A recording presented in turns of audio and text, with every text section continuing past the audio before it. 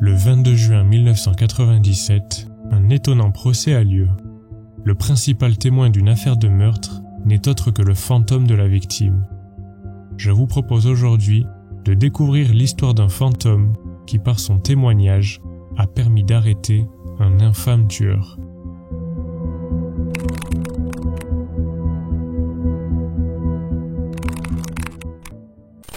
En 1896, à Greenbrier, dans l'État de Virginie aux États-Unis, une femme du nom de Zona Easter fait la rencontre d'Edward Shue, travaillant comme forgeron.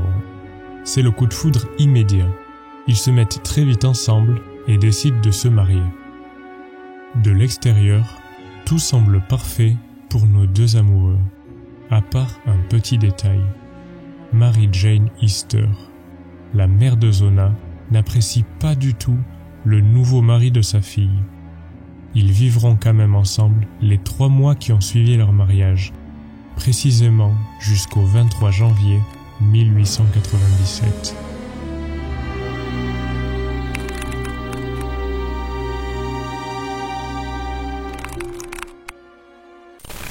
Zona étant à la maison et ne se sentant pas très bien depuis quelque temps, Edward Shue, qui travaille à la forge, demande à Andrew Jones, un jeune voisin, un petit service.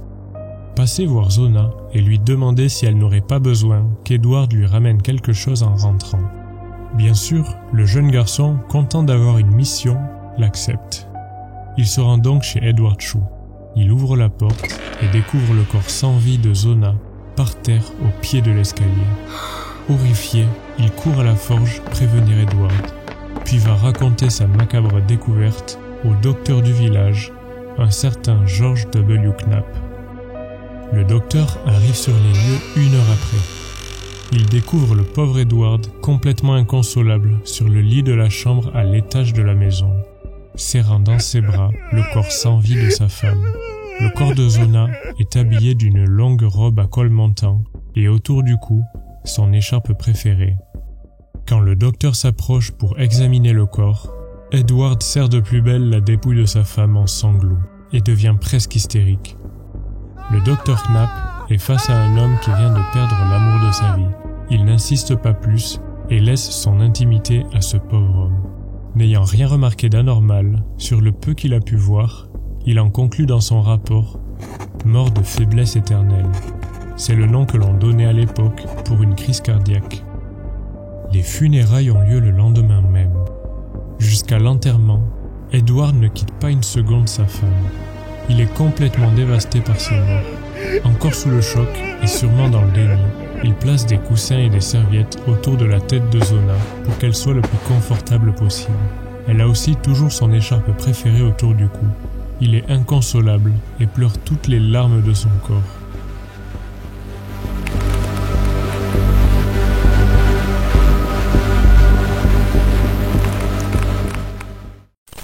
Sa belle-mère qui le déteste ne croit pas une seule seconde à sa sincérité.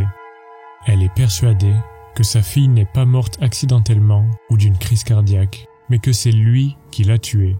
Suite à ça, Mary Jane va prier des nuits entières pendant 4 semaines pour avoir une explication sur la disparition de sa fille ou simplement pour pouvoir lui dire au revoir. Et c'est alors que l'esprit de sa fille apparaît devant elle. Voilà comment elle décrit la scène. Une lumière est apparue et s'est transformée en silhouette. L'air de la pièce est devenu glacial.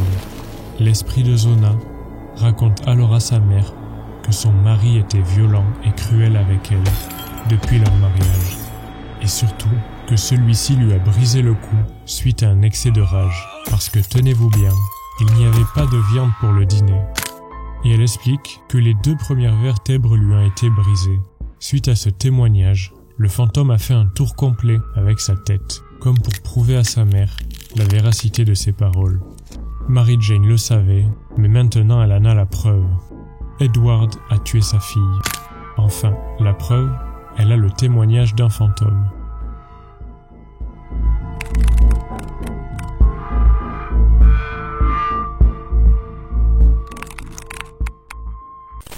Suite à cette étonnante visite, elle va voir le procureur et lui expose son histoire.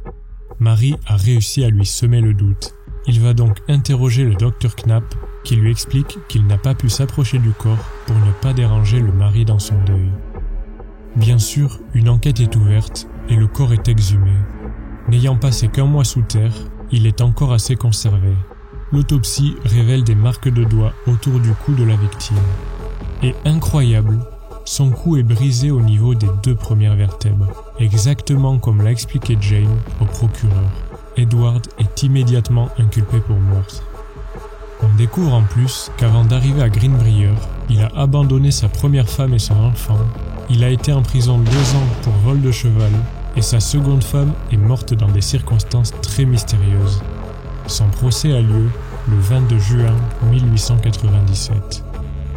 C'est à cette date que va se dérouler ce procès lunaire. Le dossier contre Edward ne repose pas sur des preuves très solides. Seuls ses agissements très étranges après la mort de sa femme et lors de l'enquête sont utilisés contre lui. Le procureur ne souhaite pas que Mary Jane témoigne pour éviter de discréditer le peu de preuves qu'il a. De son côté, Edward et ses avocats appellent Mary pour témoigner, en sachant pertinemment qu'une histoire de fantôme serait ridicule et irrecevable. Il l'attaquera en disant que tout ça n'est que la conséquence d'avoir une horrible belle-mère, tout en la faisant passer pour une illuminée en évoquant son histoire de fantôme.